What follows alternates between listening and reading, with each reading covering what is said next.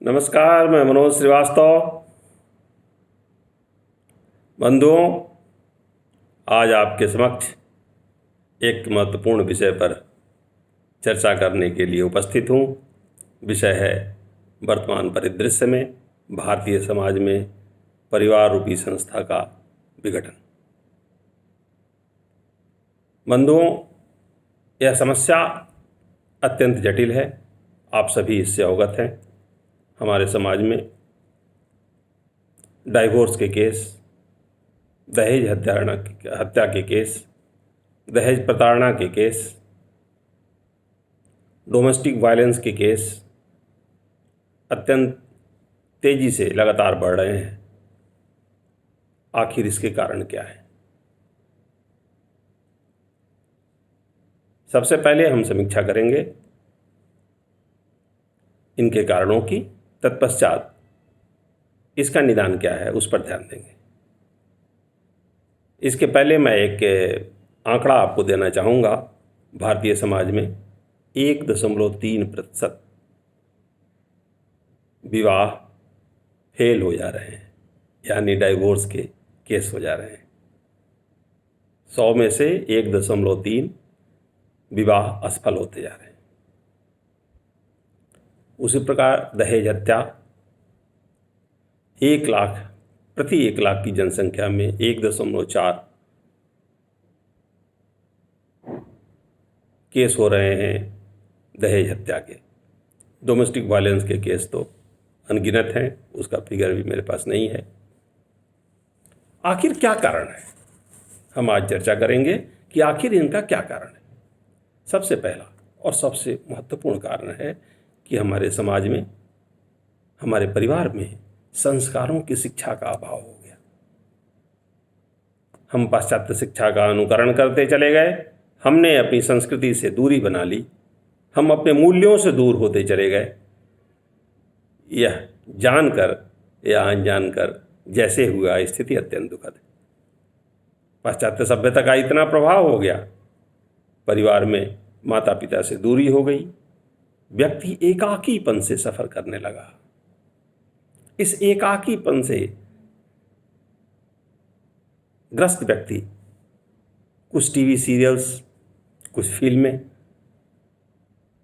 देखने लगा, जिससे उसकी मनोवृत्ति प्रतिकूल रूप से प्रभावित हुई। आज आपके घर में जो टीवी सीरियल्स चलते हैं, खासकर दोपहर में, उससे परिवार का एक बहुत ही खराब रूप दिखाया जाता है,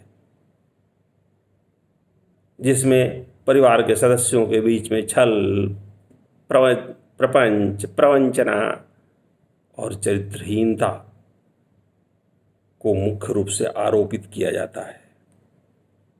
जैसे हमें सिखाया जा रहा हो कि हमारे परिवार में, एक संयुक्त परिवार में, ये सब कमियां होती हैं। बंधुओं, एक अत्यंत गंभीर समस्या है। व्यक्तिगत रूप से मैं इसे एक कल्चरल अटैक मानता हूँ। भारतीय संस्कृति के ऊपर एक कल्चरल अटैक है। इस अटैक से लड़ना है। आखिर हमें क्या करना है? इस सांस्कृतिक प्रहार से लड़ने के लिए हम क्या कर सकते हैं, आज उन विषयों पर चर्चा करेंगे। बंधुओं, भारतीय संस्कृति में विवाह एक संस्कार है। हमारे यहाँ 16 संस्कार बताए गए हैं, गर्भाधान से लेकर अंत्येष्टि संस्कार तक। उसके बीच में विवाह एक अत्यंत महत्वपूर्ण संस्कार है। हमारे यहाँ विवाह शास्त्रों में वर्णित विधि के अनुसार किया जाता है। अग्नि को साक्षी मानकर किया जाता है। धर्मसूत्र में कहा गया कि विवाह आवश्यक रूप से अग्नि को साक्षी मानकर किया जाएगा, और जो अविवाहित व्यक्ति है उसके द्वारा पूजा पाठ, यज्ञ इत्यादि को महत्व नहीं दिया गया है। अयज्ञीय, ऐसे व्यक्ति को कहा गया अयज्ञीय। अयज्ञीय वा एष यो अपत्निकः, जो अपत्निक होगा वह किसी भी यज्ञ, पूजा पाठ इत्यादि के लिए अयोग्य होगा। क्यों? हमारे यहाँ भार्या को, पत्नी को ईश्वर द्वारा दिया गया मित्र माना जाता है। कहा गया कि भार्या दैवकृतः सखा, भार्या भाग्य द्वारा या ईश्वर द्वारा प्रदत्त सखा है, मित्र है। और हमारे यहाँ पिता अपनी पुत्री का कन्यादान करता है। कन्यादान सर्वोच्च दान है। इस प्रकार हमारी संस्कृति में मैरिज एक कॉन्ट्रैक्ट नहीं है, ये एक होली बॉन्ड है, लीगल टर्मिनोलॉजी की बात करें तो। इसलिए हमारे यहाँ कहा गया कि जिस कुल में भार्या और भर्ता यानी पति और पत्नी एक दूसरे से संतुष्ट रहते हैं, वहाँ कल्याण होता है। संतुष्टो भार्या भर्ता भर्त्रा भार्या तथैव च तस्मिन्नेव कुले नित्यं कल्याणं तत्र वै ध्रुवम्। वहाँ कल्याण निश्चित है। और इसीलिए हमारे यहाँ भारतीय सनातन संस्कृति में जब अपनी पुत्री विदा लेती थी अपने पति के घर के लिए, अपने ससुराल जाने के लिए, तो उसके माता पिता परिजन यहाँ तक कि सखियाँ कुछ न कुछ उसे आवश्यक चीज़ समझाती थीं, ताकि वहाँ जाकर ससुराल में किस तरह से रहा जा सके, आचरण कैसा हो, व्यवहार कैसा हो, किसी बात के प्रति प्रतिक्रिया कैसी हो, सिखाया जाता था। आपने तुलसीदास के रामचरितमानस के कुछ चौपाइयाँ सुनाऊंगा, जिसमें उसकी माताएं, माता सीता की माता उनको क्या सिखाती हैं। पुनि पुनि सिए गोद करी लेही, देही आशीष सिखावन देही। बार बार गोद लेकर उन्हें आशीष दे रही हैं और सिखा रही हैं। क्या सिखा रही हैं? सास ससुर गुर सेवा करे हो, पति रुख लखी आयस अनुसरे हो। सास ससुर गुरु की सेवा करना और पति का रुख देखकर उसके आदेशों का अनुपालन करना। अति स्नेह बस सखी सयानी, नारी धर्म सिख वही मृदुवानी। अत्यंत स्नेह पूर्वक नारी धर्म सिखाया जा रहा है उस बालिका को जो पत्नी के रूप में किसी दूसरे घर में जा रही है। उसकी माता सिखा रही है। अब उसके पिता क्या सिखाते हैं? राजा जनक अपनी पुत्री को क्या सिखाते हैं? तो बहुविधे भूप सुता समुझाई, नारी धर्म कुल रीत सिखाई। अनेक प्रकार से अपनी पुत्री को उन्होंने नारी धर्म सिखाया, कुल की रीत सिखाया, मर्यादा सिखाई। हमारे कुल की ये मर्यादा है, उनके कुल की ये मर्यादा है, उस मर्यादा का अनुपालन कैसे किया जाए, तो उन्होंने अपनी पुत्री को सिखाया।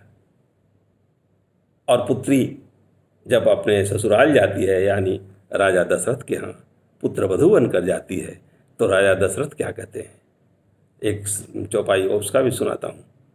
अपनी रानियों को बुलाकर राजा दशरथ कहते हैं कि नृप सब भांति सबहि सन्मानी, कही मृदु वचन बुलाई रानी। बधुलरी कनी पर घर आई, राखे हु नयन पलक की नाई। यह वधू बचपन में ही, 4 वधुएं थी, ये वधुएं बचपन में ही दूसरे के घर में आ गई हैं, इसलिए इनको आंख के पलक की तरह रखना। जो केयर और प्रोटेक्शन चाहिए इनको, वो आपको देना है। इनको जो प्रेम चाहिए वो आपको देना है। ये किसने सिखाया? ससुर ने, यानी माता पिता ने और ससुर ने, दोनों तरफ से अच्छे संस्कारों की शिक्षा दी गई, अच्छे व्यवहार की शिक्षा दी गई। आज यह चीज देखने को नहीं मिलती है। एक उदाहरण दूंगा। और कालिदास ने एक नाटक लिखा है अभिज्ञान शाकुंतलम। अभिज्ञान शाकुंतलम में बहुत सुंदर प्रसंग आता है। शकुंतला भरत की माता थी। भरत जिनके नाम पर इस देश का नाम भारत पड़ा। वो महर्षि कण्व के ऋषि के आश्रम में उन्हें पुत्र की उत्पत्ति हुई। पति बाहर चले गए थे। अब जब पति के यहाँ वो जाती हैं तो महर्षि कण्व यद्यपि एक सन्यासी थे, किंतु उनके अंदर अत्यंत अनुराग उत्पन्न होता है। अत्यंत प्रेमासिक्त होकर, भाव विह्वल होकर, एक सांसारिक व्यक्ति की तरह वो अपने भाव व्यक्त करते हैं। और क्या कहते हैं? शुश्रूषस्व गुरून् कुरु प्रिय सखी वृत्तिम सपत्नी जने। शकुंतला को सिखाते हैं कि गुरुओं की यानी बड़े बुजुर्गों की सेवा करना, जो सपत्नी जन है यानी राजा की जो दूसरी पत्नियां होंगी उनके साथ सखीवत व्यवहार करना। भरतुर विप्रकृतापि रोषणतया मास्म प्रतीपम गमः। यदि पति क्रोध में हो तो उसके साथ प्रेम से व्यवहार करना ताकि उसके क्रोध पर काबू पाया जा सके। भूयिष्ठम भव दक्षिणा परिजने भाग्यस्वनुत्सेकिनी। जो परिजन है, नौकर चाकर है, उनको कुछ दान दक्षिणा देना और अपने भाग्य पर ही ठहराना नहीं। तुम एक रानी बन के जा रही हो, रानी हुई तो भाग्यस्वनुत्सेकिनी, अपने भाग्य पर कभी इतराना नहीं। तो क्या करना? बोलते हैं इस प्रकार से जो गृहिणियां यान्तेवं गृहिणी पदम जवतयो वामाकुलस्यादया, इस प्रकार से जिन स्त्रियों का आचरण होता है उनके कुल में शांति रहती है, मंगल रहता है। अतः उन्हें इस प्रकार का आचरण करना चाहिए। और एक बहुत महत्वपूर्ण श्लोक सुनाता हूं, उसी प्रसंग का आखिरी श्लोक। अभिज्ञान शाकुंतलम के 4 श्लोक बहुत ही महत्वपूर्ण माने गए हैं। और यहाँ तक कहा गया कि काव्येषु नाटकम रम्यम तत्र रम्या शकुंतला तत्रापि चतुर्थोंकस तत्र श्लोक चतुष्टयम। यानी काव्य में नाटक को सबसे रम्य माना गया है और नाटक में शकुंतला को सबसे रम्य माना गया है। अभिज्ञान शाकुंतलम जो कालिदास ने लिखा, और अभिज्ञान शाकुंतलम में चतुर्थ अंक को माना गया है और चतुर्थ अंक में 4 श्लोक को माना गया है। तो उसमें एक श्लोक आपको सुनाया, दूसरा सुनाता हूँ। उन्होंने क्या कहा? अर्थो हि कन्या परकीय एव तामद्य संप्रस्स परिग्रहीतु है जातो ममायम विशदः प्रकामम प्रत्यर्पितन्यासेवांतरात्मा। कहते हैं कन्या तो वस्तुतः एक धरोहर के समान है, ये दूसरे के लिए ही है और इसको इसके पति के लिए समर्पित करके आज मेरा हृदय भाव विह्वल हो चुका है। तो एक तपस्वी, एक सन्यासी जो गृहस्थ नहीं है, उसके हृदय में भी उस पुत्री के लिए चिंता थी। इसलिए उस पुत्री को सिखाया कि तुमको बड़े बुजुर्गों की सेवा करनी है, पति के साथ ऐसा आचरण करना है, ससुराल में ऐसे रहना है, विभिन्न चीज़ों को सिखाया। यह सिखलाई आज के समय में अत्यंत आवश्यक है। और बंधुओं, सबसे अच्छी सिखलाई होती है जो हम अपने आचरण द्वारा प्रस्तुत करते हैं। यदि किसी कन्या के माता पिता अपने घर में अच्छे तरह से आचरण कर रहे हैं, प्रेम पूर्वक रह रहे हैं, एक दूसरे की समस्याओं को समझ रहे हैं, हल कर रहे हैं, तो इसका अप्रत्यक्ष रूप से प्रभाव उस बालिका के मानस पर भी पड़ता है। वह इसका अनुकरण करना चाहती है अपने भावी जीवन में। न सिर्फ बालिका का बल्कि बालक का भी माता पिता के बीच स्निग्ध संबंध को देखकर वह प्रसन्न रहता है, घर का माहौल खुशनुमा रहता है। अपने भावी जीवन में पुत्र भी इस प्रकार की माहौल का अनुकरण करने का प्रयास करता है। इसलिए आवश्यक है कि हम अपने घर में मूल्यों की शिक्षा दें, अच्छा उदाहरण प्रस्तुत करें, अच्छा लिटरेचर पढ़ने को दें। ये सब कल्चरल अटैक वाले जो सीरियल्स हैं, इनसे दूर हों। ये अवास्तविक हैं, अनरियल पिक्चर ऑफ लाइफ पेश करते हैं। जिस तरह की प्रस्तुति की जाती है सीरियल्स में, हमारा परिवार वैसा नहीं है, हमारा समाज वैसा नहीं है, आपको मालूम है। किंतु चूंकि व्यक्ति एकाकीपन से ग्रस्त है, उसके पास समय नहीं है माता पिता के साथ बैठने का, भाई बहन के साथ बैठने का, समाज में बैठने का, तो इसलिए इन चीज़ों को वास्तविक समझ लेता है और उसके मन में ये चीज़ें अच्छी लगने लगती है, उसको लगता है ऐसा ही होता है। डाइवोर्स तो बहुत कॉमन चीज़ है, डोमेस्टिक वायलेंस तो घर में होता ही है। अतः बंधुओं, इस सांस्कृतिक अटैक को, इस कल्चरल अटैक को हम कैसे काउंटर करें, यह बहुत महत्वपूर्ण है। क्योंकि हमारे यहाँ तो ये कहा गया भारतीय संस्कृति में, यत्र नार्यस्तु पूज्यन्ते रमन्ते तत्र देवता, जहाँ नारियों की पूजा होती है वहाँ देवता रमण करते हैं। शोचन्ति जामयो यत्र विनस्तस्यासु तत्कुलम, जहाँ स्त्रियाँ सोच नहीं है अवस्था में रहती हैं, चिंतित रहती हैं, विषादग्रस्त रहती हैं, अवसादग्रस्त रहती हैं, उस कुल का शीघ्र ही नाश हो जाता है। तस्मादेता सदा पूज्या भूषणाच्छादनाशनै भूतिकामय नरै नित्यम सत्कार्य शुत्सवेश। इसलिए स्त्रियों की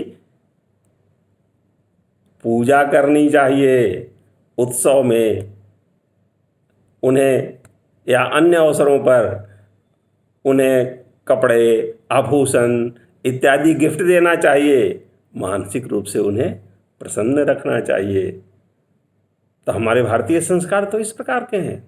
तो क्या बात हो गई कि ये विदेशी प्रभाव, कुप्रभाव हमारी पीढ़ी को अत्यंत प्रतिकूल रूप से प्रभावित कर रहे हैं। आवश्यकता है इसे रोकने की, आवश्यकता है हमें पीछे मुड़ के देखने की। अपने बच्चों को हम वो लिटरेचर पढ़ाएं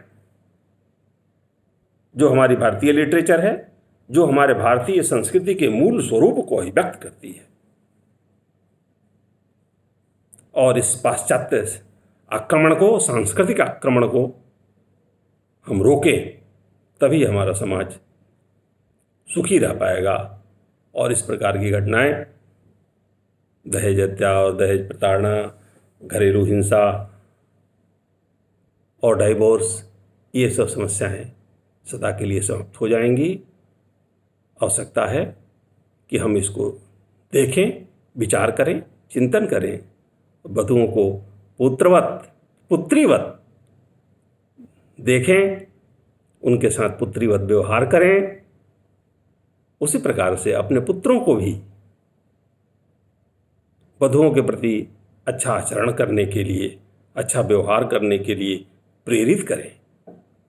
यदि उनसे कोई गलती होती है, कभी उनके व्यवहार में कोई कमी आ जाती है, कभी उनका व्यवहार अत्यधिक उच्छृंखल होता है, तो भारतीय माता पिता ये अधिकार रखते हैं कि अपने पुत्र को डांट सकें और उसे सन्मार्ग पर लाइए।